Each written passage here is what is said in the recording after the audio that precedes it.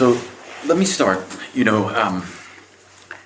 It's amazing to me. I know many people in Libya, they think you're dead. They don't know if you're alive.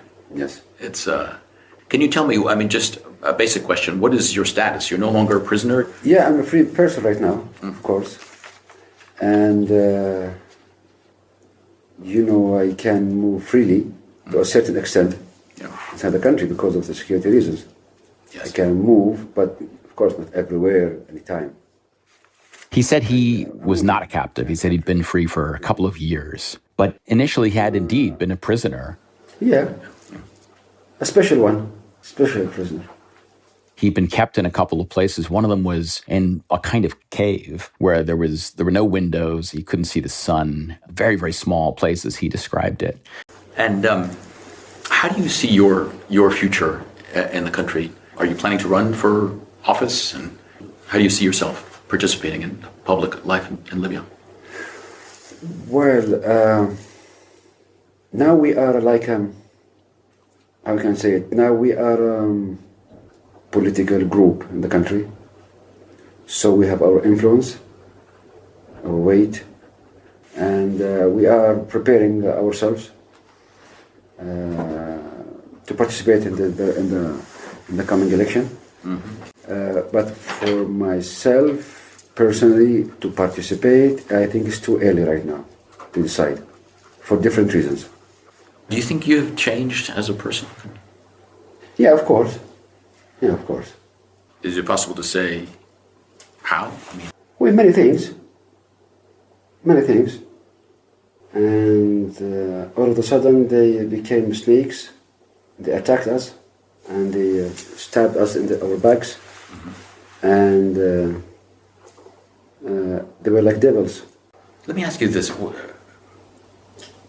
Are there things, the decisions your father made that were wrong? After all, he was in power for a long time. What would you, if you had to criticize something about his decisions over his whole time in power, which ones would you say would you criticize? Maybe some socialist reforms in the 80s. Yeah. And he realized this, by the way, afterwards. And we started giving back those, contractors and businessmen back their assets and their companies and their... Maybe, the reforms didn't move as quickly as we wanted, of course. But it was moving. It was moving. Yeah. So everything was okay. Maybe not very fast, but fast enough. If the Libyans choose a strong president, the only thing we need is a strong president. That's it. The Libyans will choose a strong one. So everything will be solved automatically. Yeah. It's as simple as that. Tell me about your life since 2011. Yes. What has your life been like since then? Are you married and you have... No. Oh. So is it a lonely life you're living? Yes, yeah. Unfortunately. So I said, what do you do every day? When you get up, what do you do? Mm. Well, I spent a lot of time reading and writing. Mm. Yeah. What are you working on? What, anything, a special project? Or? Yes. What is it? In English. The word in English. Munafiqeen. Hypocrites. Yeah. Hypocrites. Is this partly about your experience? Yes. Yeah, inshallah, it's going to be a good book. I will send you a copy. Is there any books that I would recognize that you... Oh, a lot. Yeah. A lot. Robert Greene? A writer, Robert Greene? He wrote books about the war, about mastery, about how to...